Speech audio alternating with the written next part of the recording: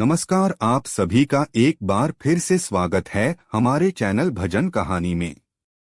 आप सभी को परिवर्तनी जल झूलनी एकादशी की हार्दिक शुभकामनाएं। आइए सुनते हैं परिवर्तनी एकादशी की व्रत कथा। एक बार की बात है, युधिष्ठिर ने कहा, हे भगवान, भाद्रपद शुक्ल एकादशी का क्या नाम है?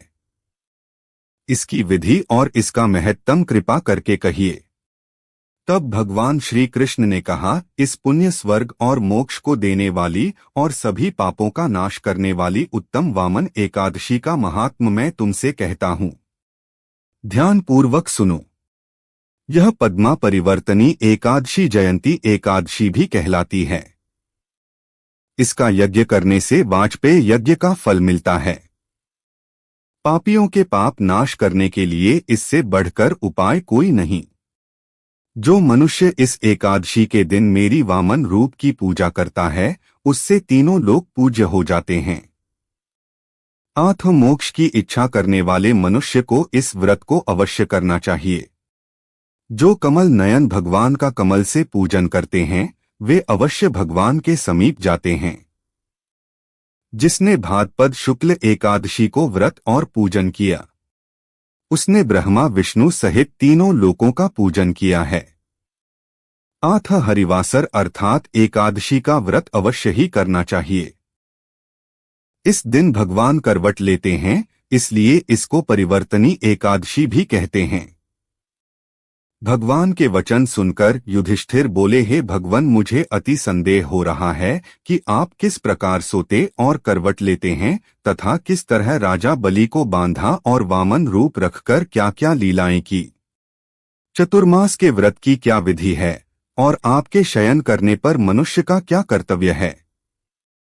आप मुझे विस्तार से बताइए। श्री कृष्ण कहने लगे, हे राजन, अब सब पापों को नष्ट करने वाली कथा का श्रवण करें। त्रेता युग में बलि नामक एक दैत्य था। वो मेरा परम भक्त था। विविध प्रकार के वेद सूक्तों से वह मेरा पूजन किया करता और नित्य ही ब्राह्मणों का पूजन और यज्ञ के आयोजन करता था। लेकिन इंद्र से द्वेष के कारण उसने इंद्रलोक और सभी देवताओं को जीत लिया। इस कारण सभी देवता इकट्ठे होकर सोच विचार कर भगवान के पास गए। बृहस्पति सहित इंद्र आदि देवता प्रभु के निकट जाकर और नतमस्तक होकर वेद मंत्रों द्वारा भगवान का पूजन और स्तुति करने लगे। मैंने वामन रूप धारण करके 5वां अवतार लिया और फिर अत्यंत तेजस्वी रूप से राजा बलि को जीत लिया।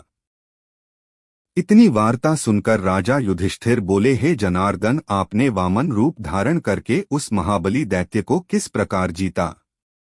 श्री कृष्ण कहने लगे, मैंने वामन रूप धर के बलि से 3 पग भूमि की याचना करते हुए कहा, यह मुझको 3 लोक के समान है और हे राजन, यह तुमको अवश्य ही देनी होगी।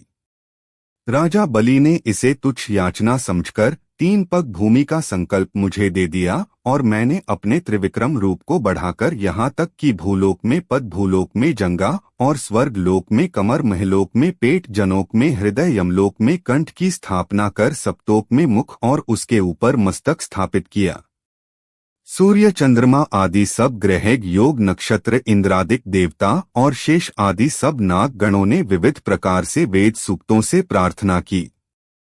तब मैंने राजा बलि का हाथ पकड़कर कहा कि हे राजन, एक पद से पृथ्वी, दूसरे से स्वर्ग लोक पूर्ण हो गए। अब तीसरा पग कहाँ रखूं? तब बलि ने अपना सिर झुका लिया और मैंने अपना पैर उसके मस्तक पर रख दिया, जिससे मेरा वो भक्त पाताल को चला गया। फिर उसकी विनती और नम्रता को देखकर मैंने कहा, हे बलि, मैं सदैव तुम्हारे निकट ही रहूंगा। व्योचन पुत्र बलि से कहने पर भाद्रपद शुक्ल एकादशी के दिन बलि के आश्रम पर मेरी मूर्ति स्थापित हुई। इसी प्रकार दूसरी क्षीर सागर में शेषनाग पर हुई। हे राजन, इस एकादशी को भगवान शयन करते हुए करवट लेते हैं। इसलिए तीनों लोकों के स्वामी भगवान विष्णु का उस दिन पूजन करना चाहिए। इस दिन तांबा, चांदी, चावल और दही का दान करना उचित माना जाता है। रात्रि को जागरण अवश्य करना चाहिए। जो विधि पूर्वक इस एकादशी का व्रत करते हैं वे सब पापों से मुक्त होकर स्वर्ग में जाकर चंद्रमा के समान प्रकाशित होते हैं और यश पाते हैं। जो पाप नाशक इस कथा को पढ़ते या सुनते हैं उनको 1000 अश्वमेघ यज्ञ का फल मिलता है। तो यह थी आज की व्रत कथा। धन्यवाद।